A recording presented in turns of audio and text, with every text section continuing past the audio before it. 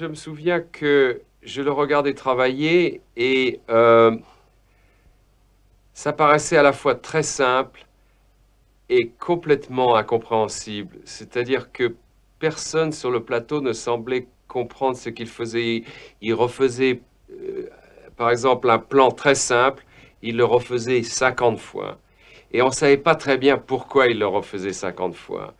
Mais je comprends ça très bien, moi, maintenant que je fais des films, parce que ça m'arrive aussi, et quelquefois, euh, comme metteur en scène, les techniciens me regardent comme si j'étais fou, parce que je cherche quelque chose, mais je ne sais pas très bien quoi, et puis ça arrive, je dis, voilà, c'est ça que je cherchais, mais je ne savais pas le dire.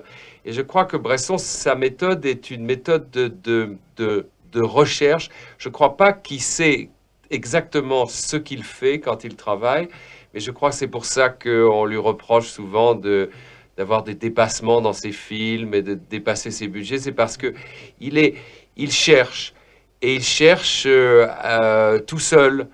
Et il trouve, il finit par trouver, mais c'est toujours très mystérieux et c'est quelque chose que je crois qu'il ne peut pas vraiment lui-même savoir à l'avance.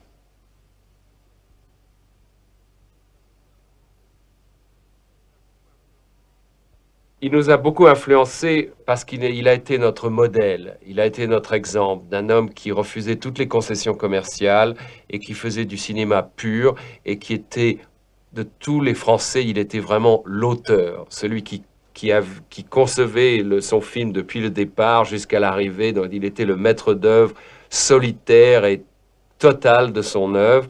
Et dans ce sens, nous l'admirions tous beaucoup. Je ne peux pas dire que ni Truffaut, ni Godard, ni Chabrol, ni même Romer, en fait, ne sont des gens qui ont vraiment... Leur cinéma est très différent de Bresson, et le mien aussi, j'imagine. Encore que peut-être les gens disent que je suis celui qui a été le plus influencé par Bresson, mais en fait, certainement, il a été notre phare, l'homme que nous admirions et nous voulions tous être Bresson.